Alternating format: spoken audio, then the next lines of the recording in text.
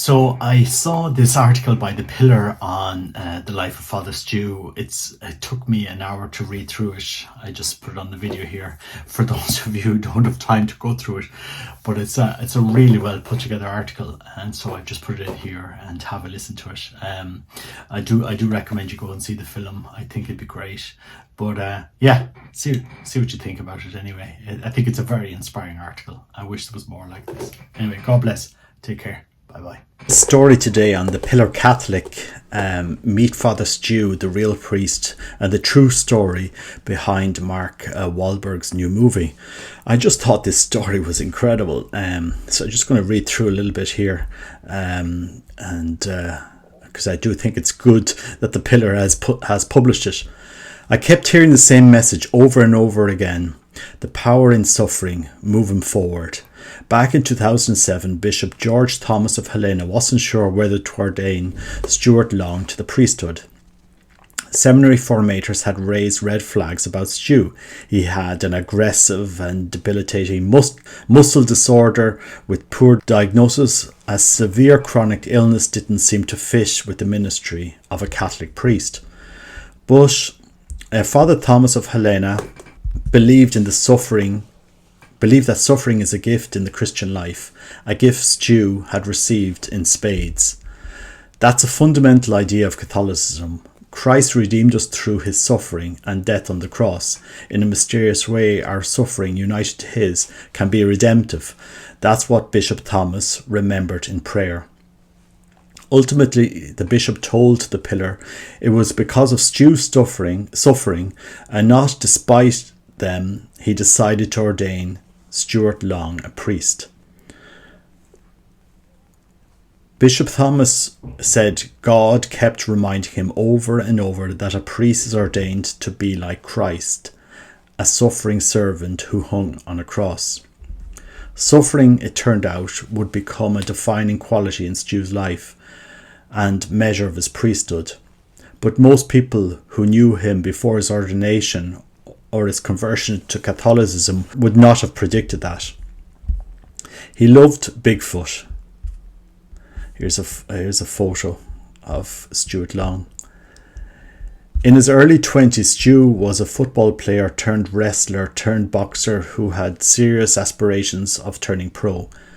He had a muscular build and a sharp intellect. He treated arguing like a competitive sport. Stu was an outgoing guy with a great sense of humour. The kind of guy that people like to be around. Then he survived a serious motorcycle accident, had a major conversion, became a Catholic priest and developed a progressive muscle disorder. And he did all that before he died in 2014 at just 50 years old. The people who knew him and loved him remember that even as his body shut down, Stu was every bit as tough as he was in his prime. And they said it was the Catholic faith, which he discovered halfway through his life, that gave Stu the strength to endure the crosses he would carry at the end. Father Stu is a beloved figure among the people who knew him in Helena, Montana, where he served as a priest for 7 years before he died. But outside of Montana, Father Stu's story was not well known after his death, until Mark Wahlberg decided to make a movie about the priest. Wahlberg heard about Stu while at a restaurant with a priest who had been friends with him. The actor decided he had to make a movie and to pay for most of it himself. Why? I just found it to be so inspiring and comforting, so I really couldn't find a reason not to make the film, Wahlberg said to The Pillar. Wahlberg added that the movie has impacted his own life and that he's made a real commitment to do more substantial, meaningful parts of God work. The movie of Father Stu, released on April 13th, might inspire millions more as it's shown around the globe. But his sister Amy says her brother would have found it hilarious to be depicted by Mark Wahlberg or to see his father depicted by Mel Gibson. Stu, Amy remembers, thought a lot of things were hilarious. His irreverent and quick sense of humour was a big part of his life, she said. Friends remembered that Father Stu loved movies, going to restaurants and just hanging out, joking and talking with friends. He loved to argue about anything and just for the sake of arguing. He also loved Bigfoot. He was pretty disarming because he appeared laid back, but pretty quickly he would figure out this guy was pretty smart. He hid his smartness in just a kind of sure shucks kind of attitude, said his good friend Father Bart Tollison. He was very persuasive or stubborn, one of the two. You could never win a debate with Father Stu. Nobody ever, said his sister Amy. Go big or go home. Stu was born on July 26th, 1963, to Bill and Caitlin Long. He grew up in Helena, his parents' hometown. Wahlberg's movie depicts a tense family relationship, especially in connection to Stu's father, who was portrayed as a tough and mostly unloving man. But members of the Long family told The Pillar the movie's account was heavily dramatised. Bill travelled a lot for work as a heavy equipment operator, but he always provided for his family, they said, and they were always thrilled to see him when he came home on weekends. But there were difficult moments in Stu's life. His younger brother Stephen died suddenly of an infectious goococklus just before he turned 5. Stu was 9 years old at the time. Stephen's death was rough on the whole family and led to some dark times. But overall, Stu's childhood was a very happy one, Amy said. As a kid, Stu was active and social, a fun-loving kid with certain disregard for rules. He would throw fruit at trains that would drive by the house, plucked from apple tree in the yard for projectile duty. He and his friends would cut through the local cathedral on the way to Grandma's house and play cat and mouse with one of the sacristans, trying to stay one step ahead while the sacristan shooed them out of the church. One 4th of July, Bill came home with fireworks, the big kind you couldn't get locally. Amy was thrilled at the thought of fireworks, but she was sick with bronchitis, so she had to stay in that night. Instead of going out with teenage buddies, Stu stayed home and lit up fireworks outside of the front of the house, wearing a trench coat in the cold Montana rain, so Amy could sit on the couch and watch them. He lit off fireworks for me, so I didn't have to miss it. It was the stuff I remember and really stands out for me. To his little sister, 7 years younger than Stu, her big brother was bigger than life. He taught her how to swear and how to box and how to be tough. I wanted to be like him. I emulated him. He worked at a video store, so I worked at a video store, Amy said. He was always my big brother, my hero. In high school, Stu started playing football and going into wrestling. He was the average student, she told The Pillar. Stu was bright, but always motivated in school. If Stu found a subject that interested him, he would learn it inside and out. He would discuss it for hours, but if a subject didn't hold his interest, he couldn't be bothered to care. Brad Brazier and Stu were buddies in high school. Even back then, Brad told The Pillar Stu was a powerful figure with a large frame. He was strong and confident, with a bit of swagger that stood out in their high school. Brad and Stu became friends through wrestling. Brad was a sophomore while Stu was a senior. They would hang out after school and do the kind of things teenage guys like to do, Brad said. They drank and got rowdy and tried to imitate Evel Knievel's daredevil stunts. We'd get in trouble, but in our defence, it was creative fun, like yelling and hollering and shooting and fighting, Brad told the pillar. Stu liked to win, and he worked hard to do it. He had to work hard to keep in the weight class for wrestling, Brad said. He recalled watching Stu throwing on sweats and head out of the door after a 2-hour practice. I'm going. What are you doing? He's going. I'm going to run. I go. For how long? He goes. Until I can't. And then I'm going to walk. Amy and her brother used to sneak out into the local stadium where Stu taught her how to do wind sprints and run stairs and bleachers. I remember the very first workout, and I got sick to my stomach. He's like, all right, are you going to keep going? But beneath his tough exterior, Stu always had a kind heart, Amy said. He was kind and loving to everyone. It's funny how sometimes people say, do the right thing even when nobody's looking. He would do the right thing a lot of times because nobody was looking, because he tried to play this big, tough badass, but underneath it all, he was just one of the most kind humans. He was also generous, almost to a fault, Amy said. Even before his conversion, he loved giving thoughtful gifts, even though he didn't have much money. He had a tendency to give away his own things if he thought someone else could use them. Once someone gave him a laptop because he needed it for school. A few months later, he gave it away. When confronted about doing things like this, he would tell his family someone else needed it more. When everything started. After high school, Stu attended nearby Carroll College, right in Helena.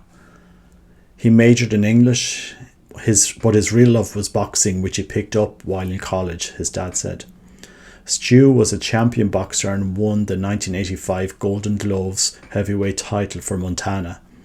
He thought seriously about going professional until a fighter broke his jaw and Stu needed reconstructive surgery.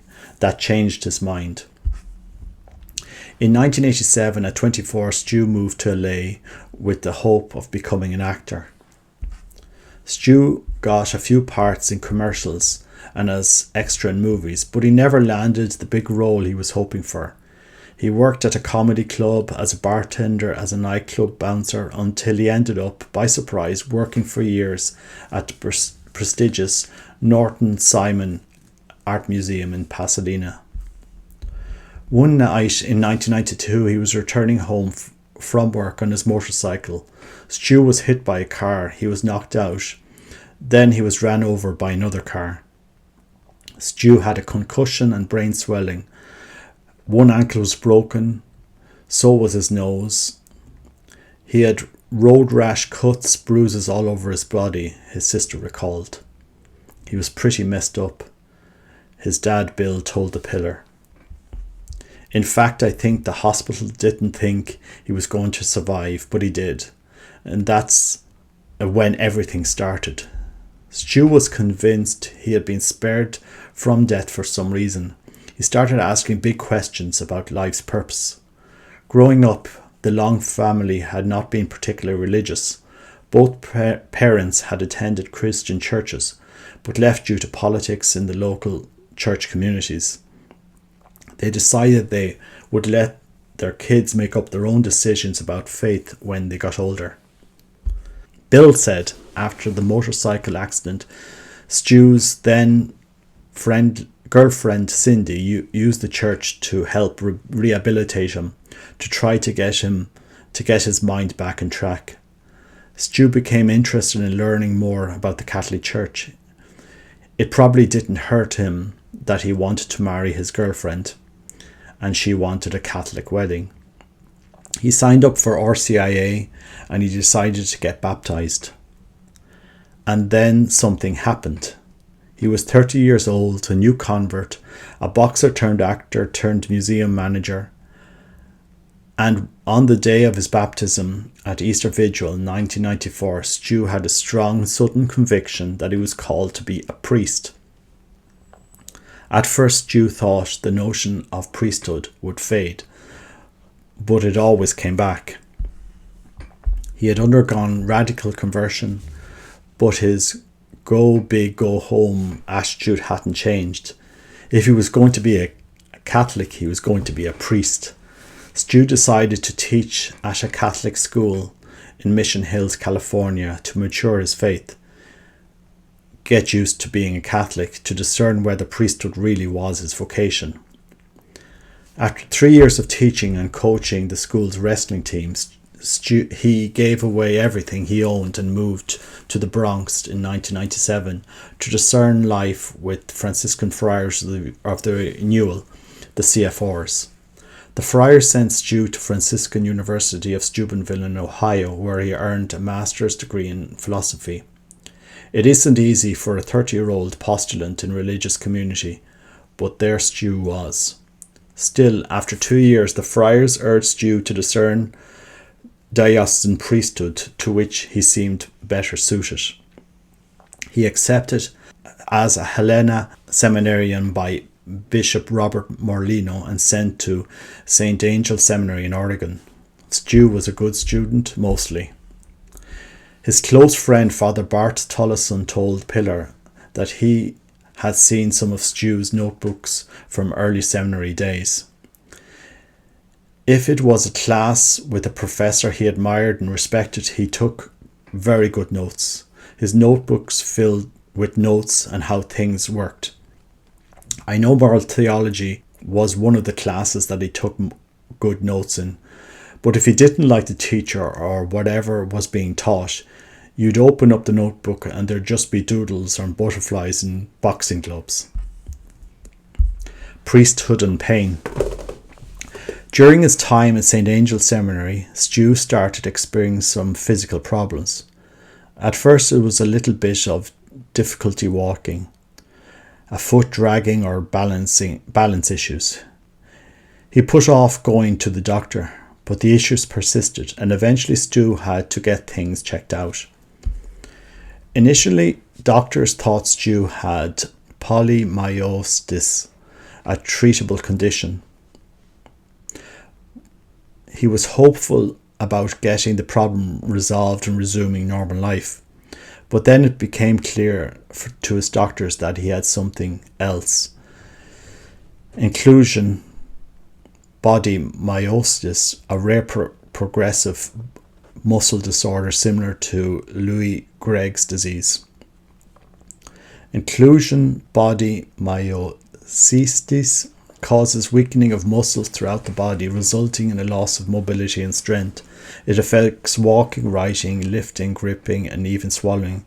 It progressively gets worse until performing basic daily activities become impossible. The condition has no cure. There is no treatment to slow its ravaging effects on the body. Inclusion body myositis often leads to death by pneumonia. It sometimes leads to other respiratory failures or even death by malnutrition. Some patients die after they're injured in falls.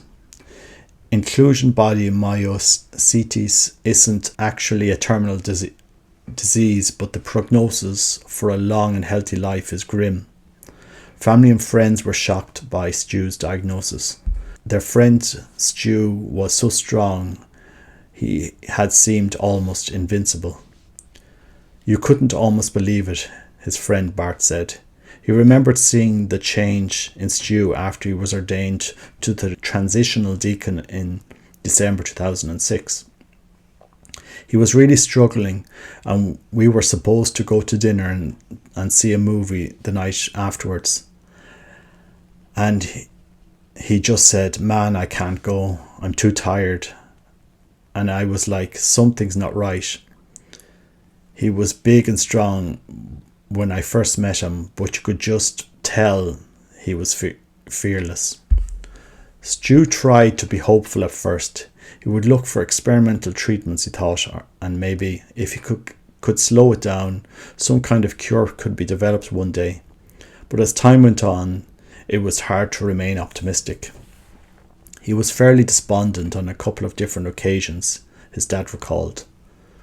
But there was another change in Stu after his diagnosis too, Father Bart said.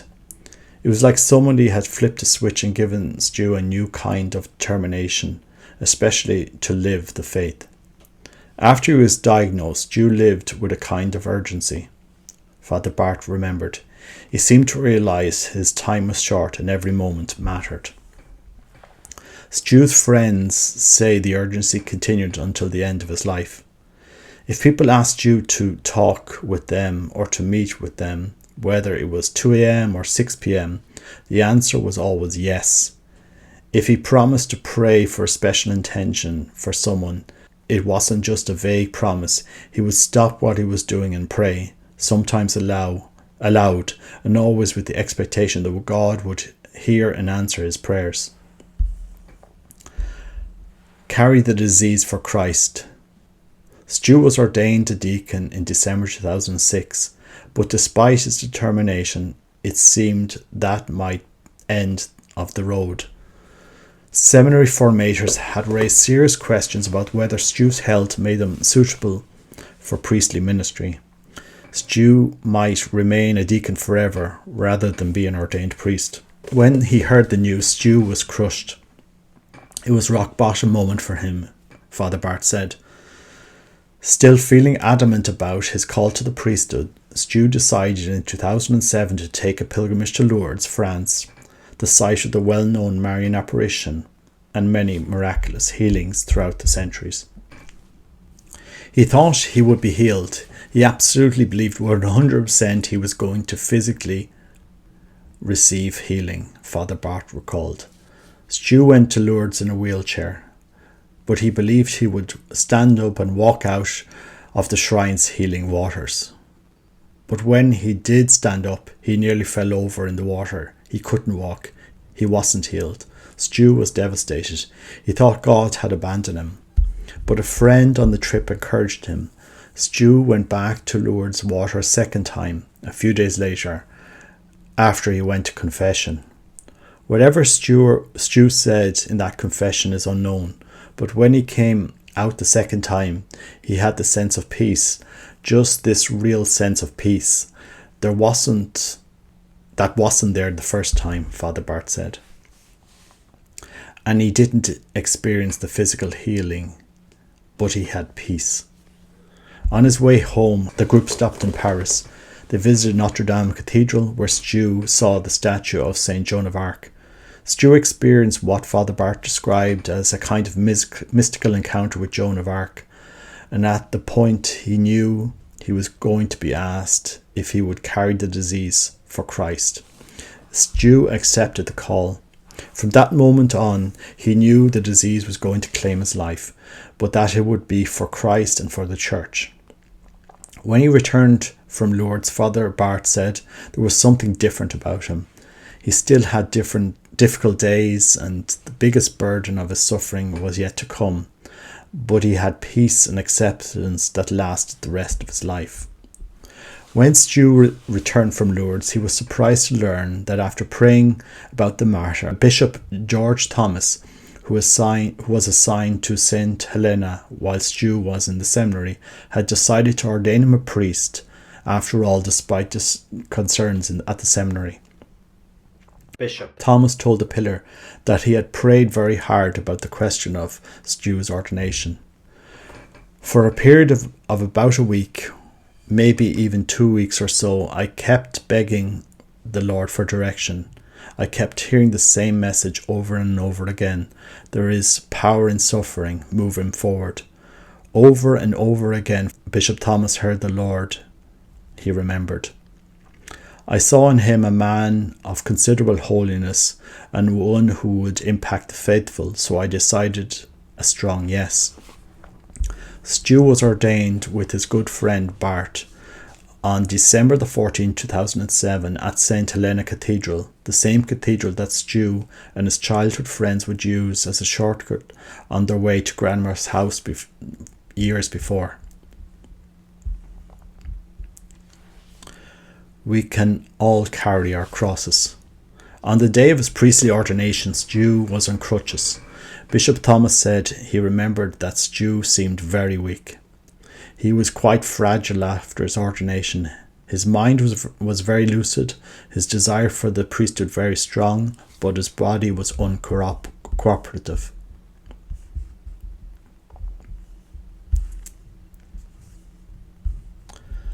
Both new priests were expected to get up and address the congregation at the end of the Mass.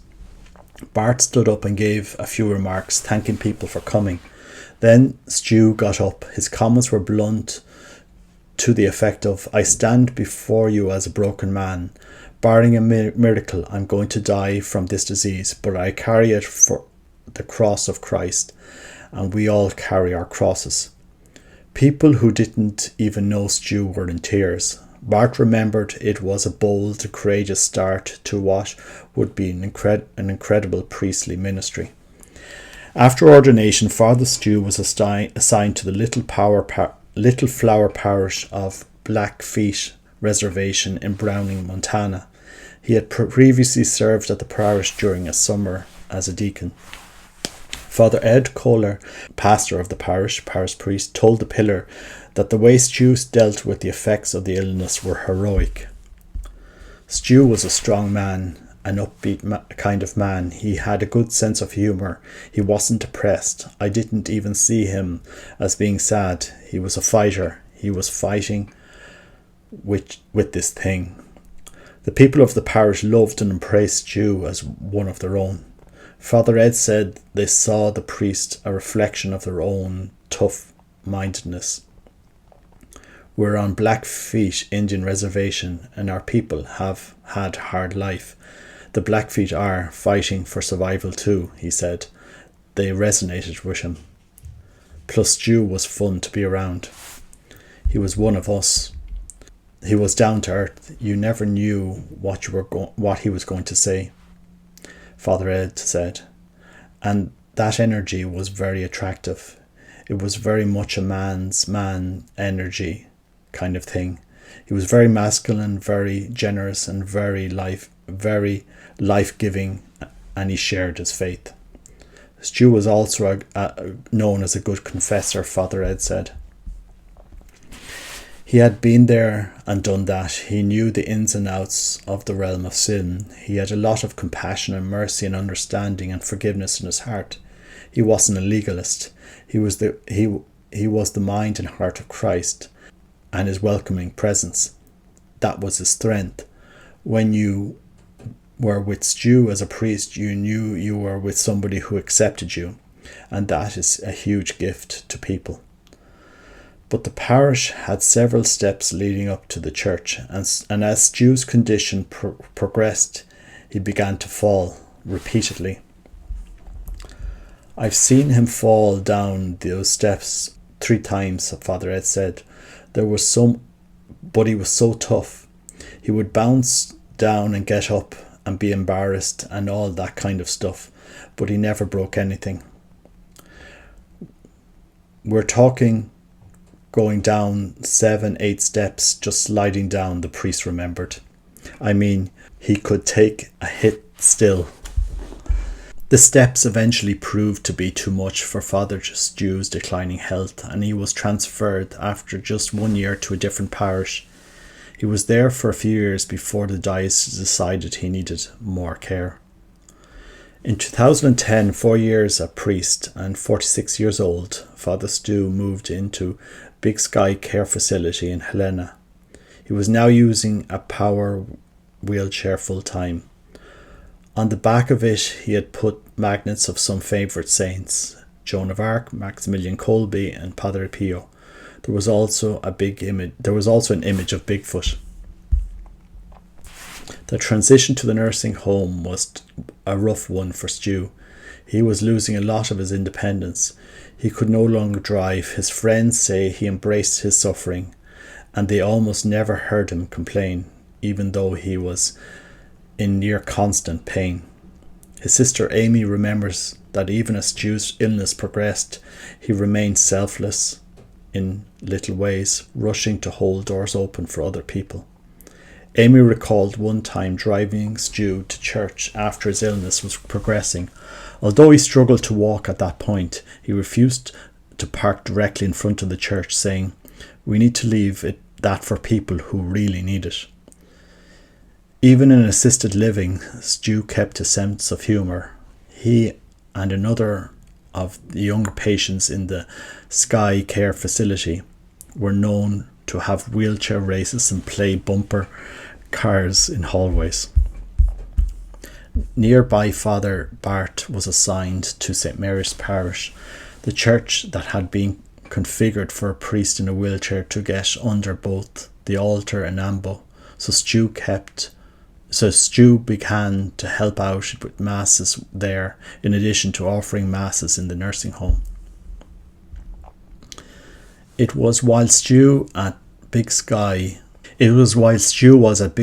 that his high school buddy Brad re-entered his life. Brad had gone into the Coast Guard after high school and then had gone on to law school. The two lost touch as their lives had moved in different directions. But in 2011, Brad moved up to Lenna to care for his sick uncle. He thought he would just be there for a few weeks, but ended up being years. Once he found out that Stu was also there, he went to meet him. Seeing Stu after his ordination and after his illness had taken a firm grip on him was like seeing a whole new person, Brad said. Stu was in a wheelchair at that point and having difficulty controlling his body. "It was weird. It was hard," he said. "While your whole view of somebody your whole life has been this physical force and that's gone, you're looking at the real person without the facade." Brad wasn't sure if he could handle seeing Stu a second time, but he decided he had spent enough time in and out of nursing homes with his uncle that he had gotten used to it. And ultimately, he said, he knew Stu would be the same for him, so he continued visiting him. "I would take him to the movies and stuff like that. I don't think a lot of people wanted to drive him around because he couldn't control his body.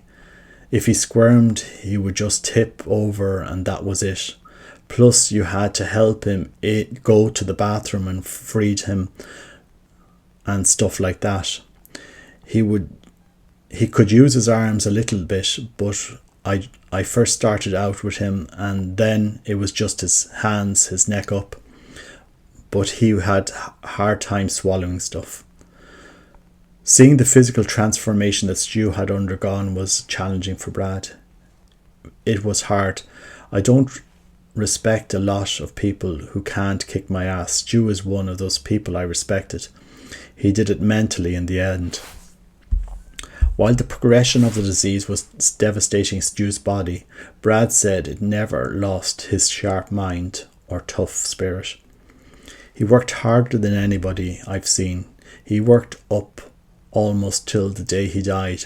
I remember other patients in the nursing home. A lot of people who go in there don't leave, and they want their last rites."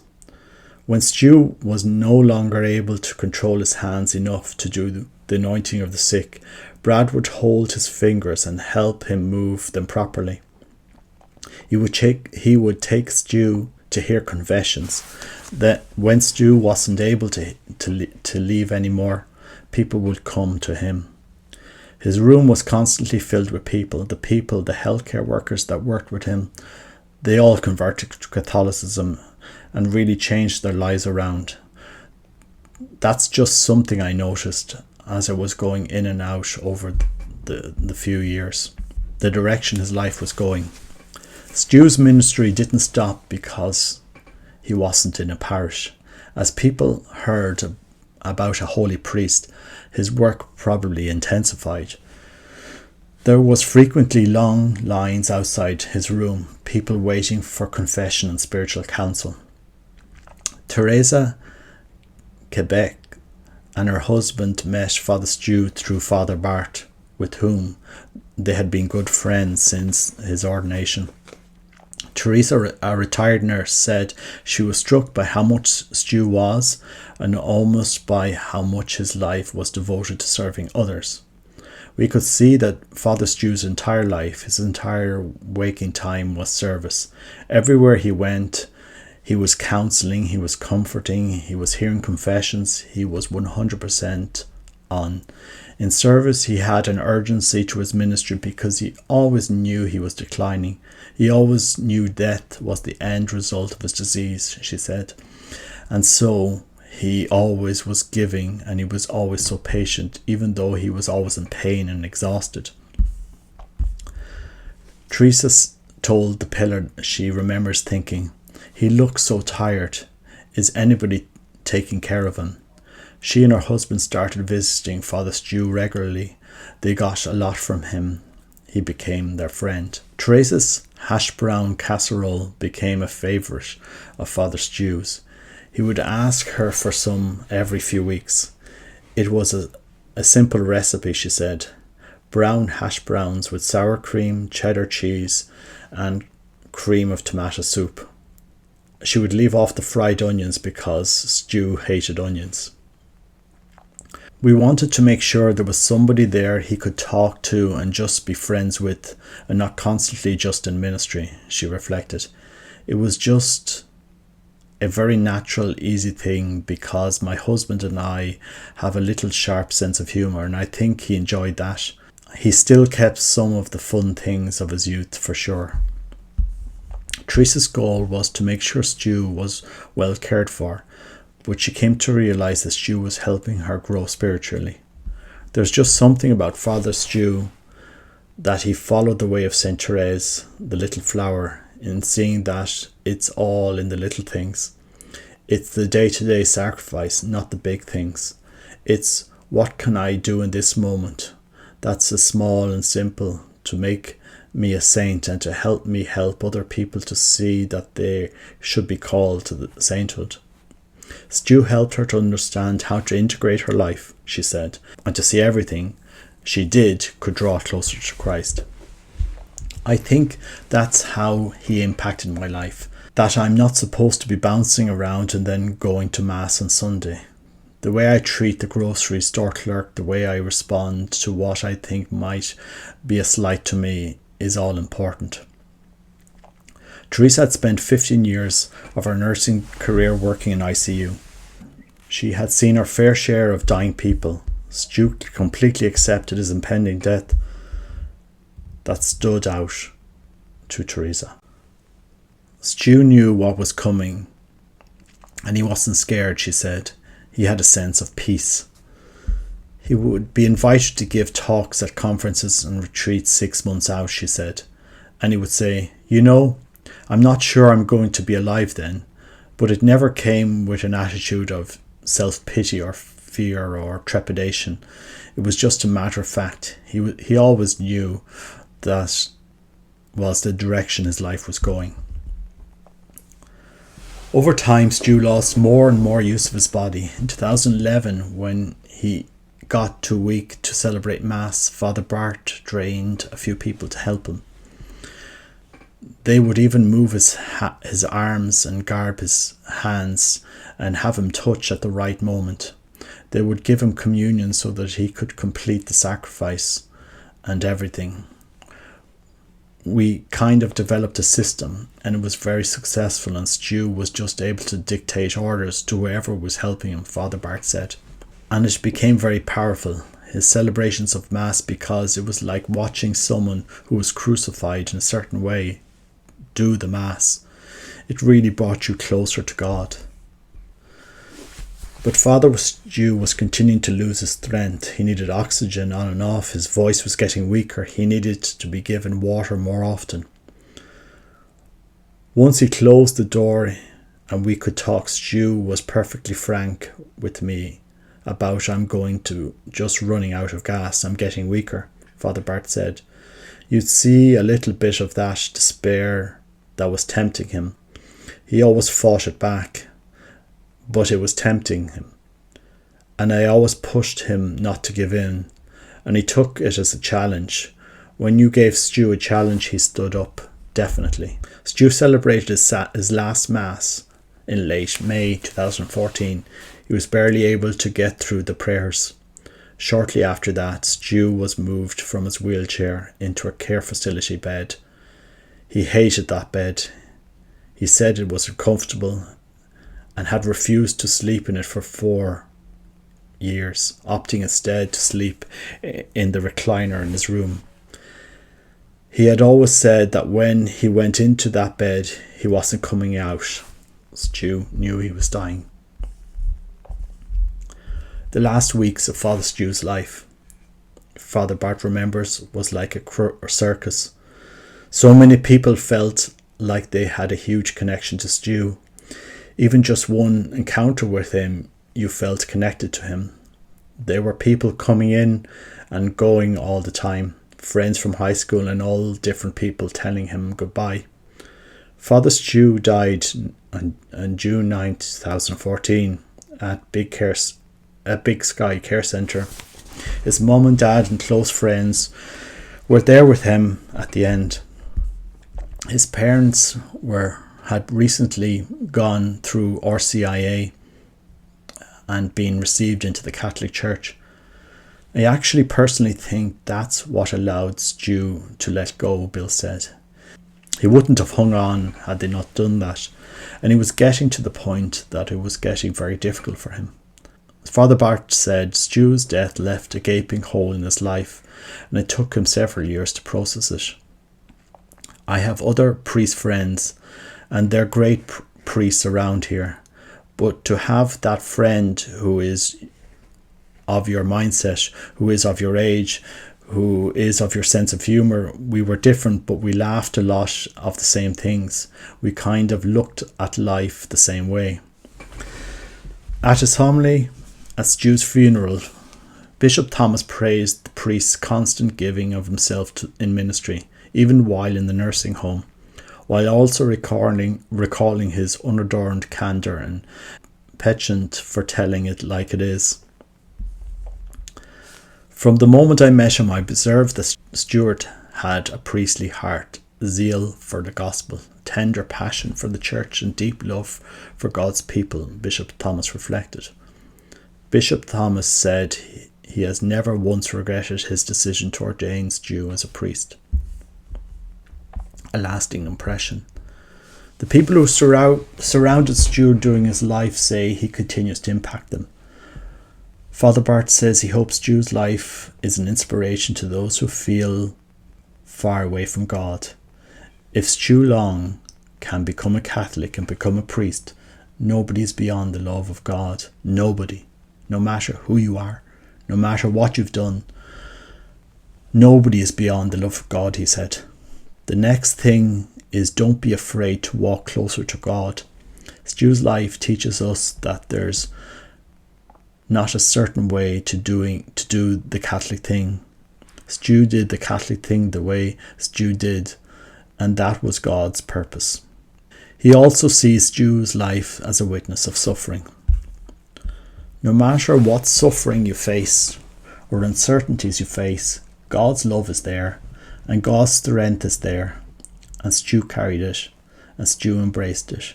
It wasn't easy, but he did it, and he did it all the way till the end, even though there were doubts in the last days, and he was even afraid of those doubts. He shared those with me some years prior, and he did it all the way to the end. And I think God can strengthen us all the way to the end, no matter what we have to face. Father Bart says he reminds people frequently that they will have to carry crosses in their life, but they don't have to carry it alone. He said he's seen people go through an incredible and beautiful transformation of mission once they ask for Father Stu's intercession in helping them carry their crosses. We have access to that grace that Stu had. We have access to the same grace as well. And so whatever sufferings there are, carry them well, because you do it with Christ, and and you do it for Christ. Stu's sister Amy and her friend Brad both said he inspired them to see the Catholic Church differently. Amy said she has gone to Mass with her dad and a few times by herself. I haven't joined the church yet, but I really love seeing that what the church does for people and the community of it, and people assisting one another, Amy told the Pillar, adding that she has become more active in volunteering at the local food bank. Brad was baptised a Catholic but hasn't practiced his faith since childhood. He said some difficult relationships early in his life had left him with a negative view of the Catholic Church, but Stu helped him to view the Church through a new lens. The two would talk frequently about philosophy and religion in later years of Stu's life. While Brad hasn't fully returned to the faith, he said he's begun to explore it. His faith affected me by just how it affected him. I can't always quantify it. Brad said Stu's life taught him especially about the possibility of redemption. I started out the same way as he did, so I took a look at him as if he's available to you. It's available to me, you know. Both Stu and Brad knew numerous people who had chosen assisted suicide when faced with a difficult medical condition. At one point, Brad asked Stu whether he would also have considered that choice, if he were not a Catholic. In response, Brad said, Stu told me, one of our whole points of being here is to serve one another. You can't look at it as every time somebody gets old and can't produce a bunch of stuff that they're worthless. If nothing else, they provide an opportunity for other people to serve them, and that's important for the development of your soul and a lot of other things. This idea of serving others has made a lasting impression on Brad. A perfect intercessor.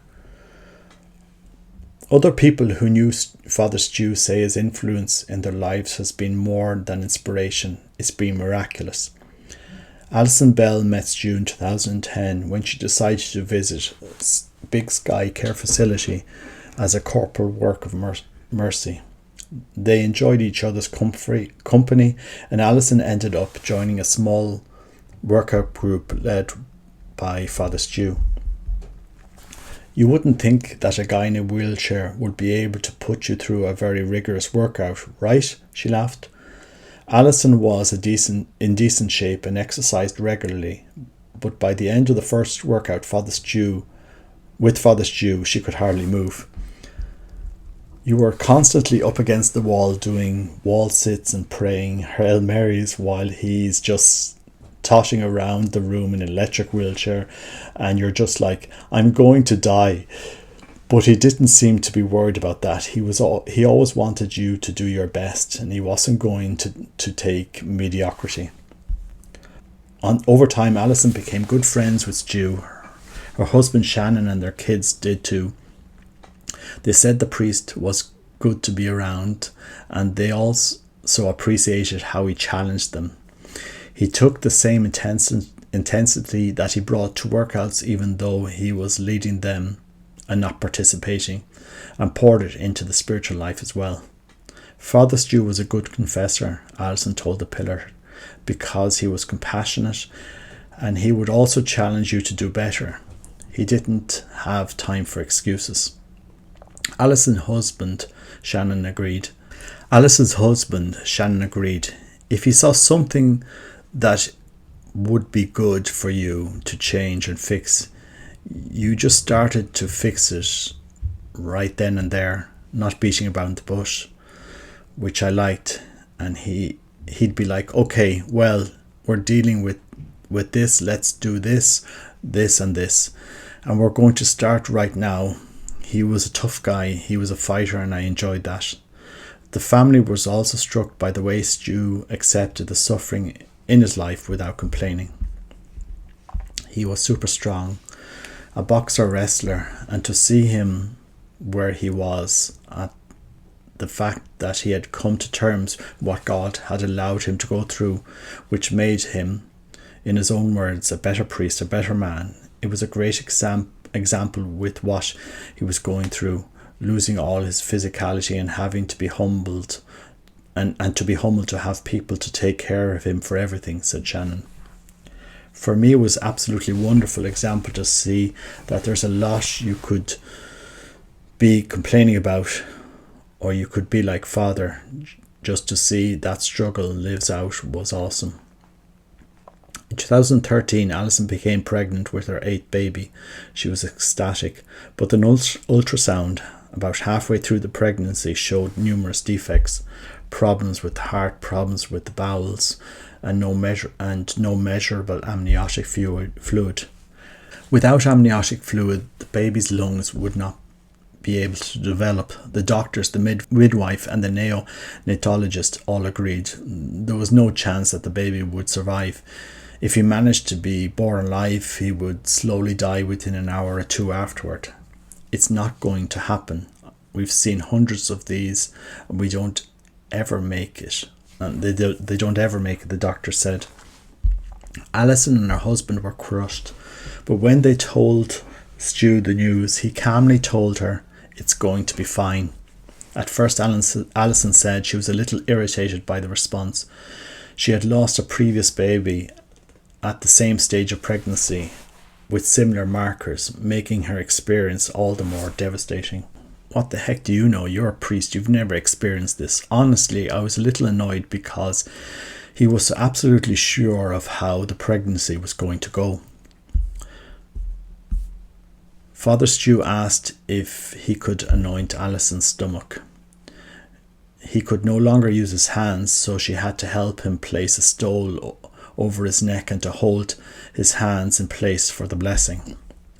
Alison didn't know, but at the time of every doctor's appointment she had for the remainder of the pregnancy, Stu would gather a group of her friends and family to pray for the baby, and he remained confident that everything would be fine. Then at a follow-up ultrasound around 34 weeks, the doctors were amazed to discover amniotic fluid in Alison's womb, just enough for the baby's lungs to develop. What's more, the heart defect had completely resolved and the blockages of the bowels were gone. The baby still had some cerebellar issues, but was going to survive. When Alison told Stu, he was not surprised. I asked him later, I'm like, how did you believe when I didn't? Because literally I was just kneeling down next to my bed one night, just praying for the pain to go away, and he was interceding for the life of my son. And he was like, because I believe in a God that's much greater than you and I and everything that he can do, Alison said. I found him amazing, inspiring, I guess, that despite what God had done for him as he had travelled to Lourdes, it didn't decrease his belief. I mean, his faith has never wavered. He just bore his cross and still encouraged others in their faith. The Bells believe they experienced a miracle through the intercession of Father Stu, and they're not alone. Montana Catholic Mary Emmons never met Father Stu, but she believes her family also experienced a miracle through his prayers. In 2018, her husband was diagnosed with grade 4 glioblastoma, an aggressive brain cancer that has no cure. The prognosis was poor. With treatment, the doctor said he could live for 6 months. Chris had surgery to move the brain tumour, then underwent chemo and radiation, but about 3 months later, the tumours appeared. It was spreading even faster, I think, than what we anticipated, Mary told the Pillar. That's when Father Bart, a priest at Emmons Parish, offered the couple a relic of Stu's, a purificator that Stu used at his last Mass.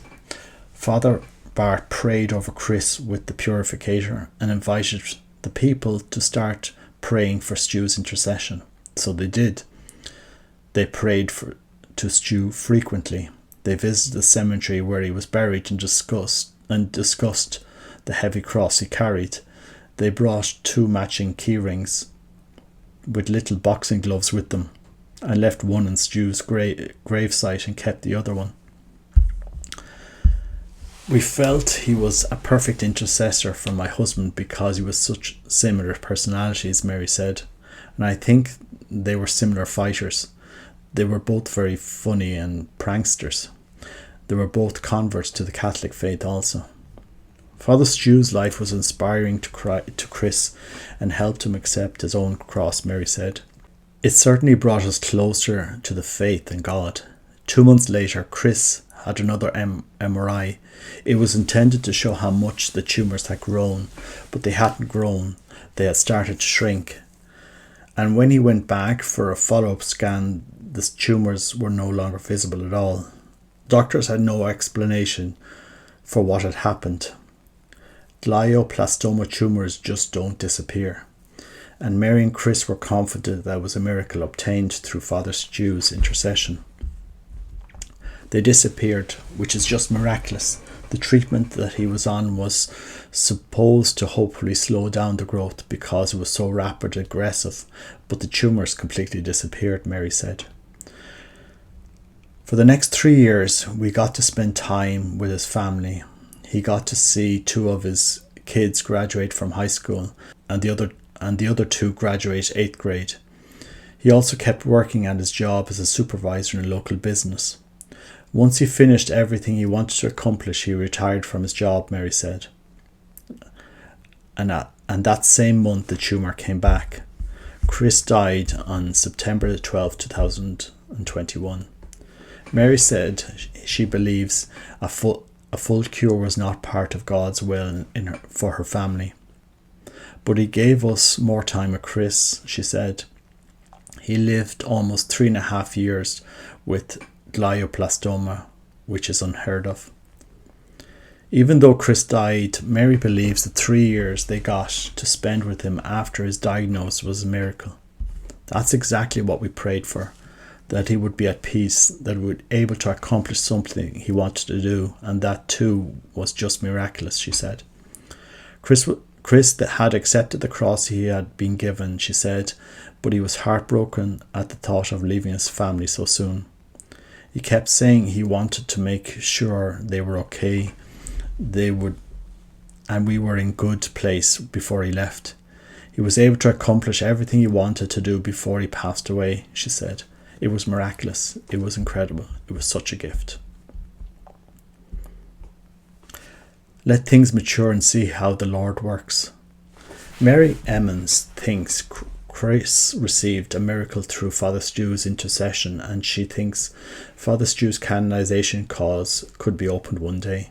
In fact, several people who were close to Stu told the pillar that they believe he is a saint. They think he suffered heroically up to the end of his life, and they believe they had seen the graces in their own life through his prayers.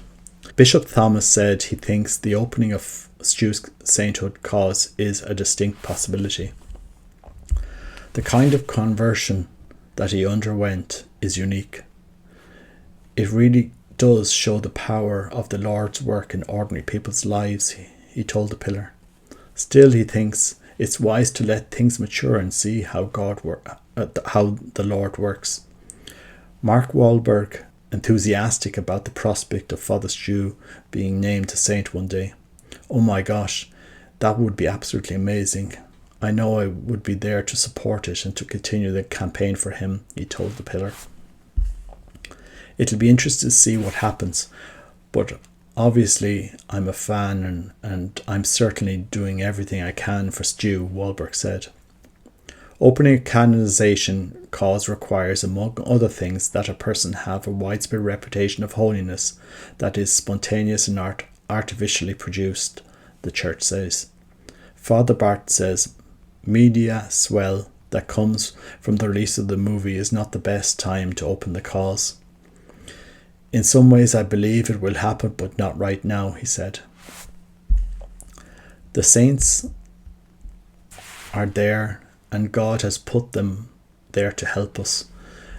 And that's one thing that we kind of understand as Catholics, but we don't fully understand. And I think we're going to understand it deeper in a more beautiful way in the days ahead, particularly with Stu, the priest said.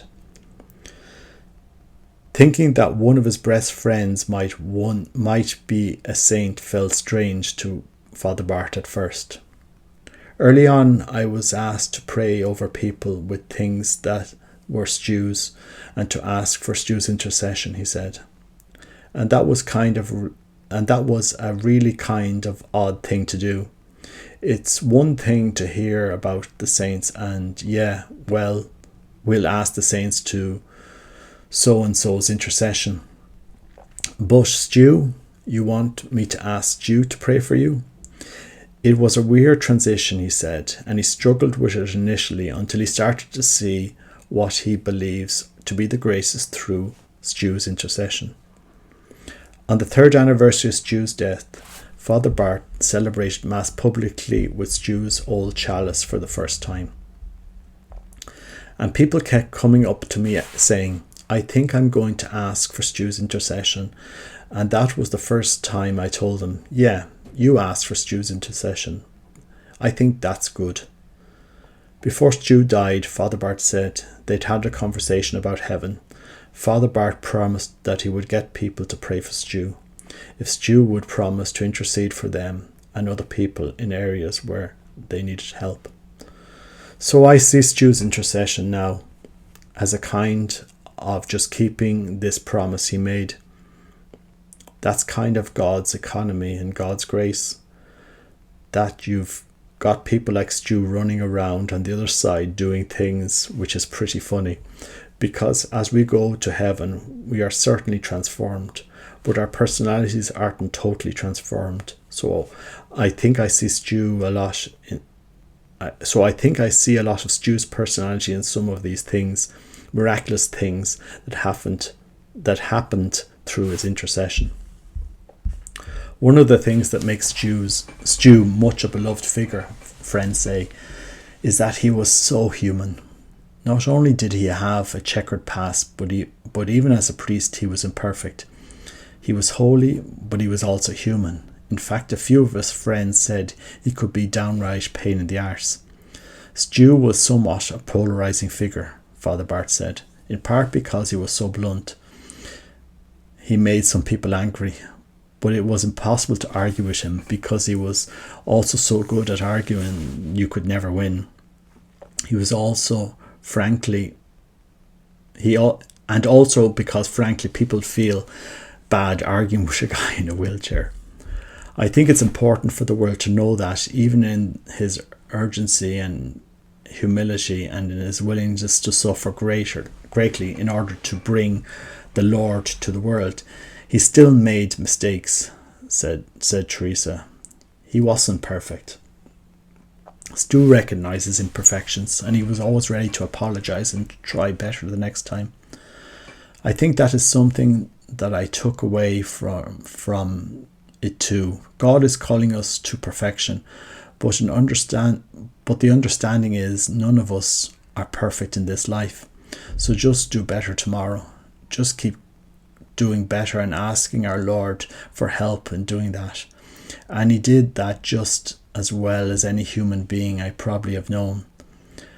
And that's why I think people think of him as being a saint, because he did it so well. He is laughing his butt off right now. When Amy hears people talking about sainthood and miracles in connection to her brother, she can't help but laugh. I think it's amazing. I think it's hysterical. All I can think of is the stuff he used to do. And as a kid, and I'm like, oh my gosh, she said. Same thing with the movie. Mark Wahlberg is playing my brother and Mel Gibson playing my dad. Mel Gibson is one of my favourite actors. It's hysterical. It makes me just laugh out loud every time I think about it. Oh my gosh, his sense of humour was always first and foremost, all the way to the end. Always first and foremost, all the way to the end, she said. Everyone was saying, he failed in Hollywood, and I'm like, no, he didn't look.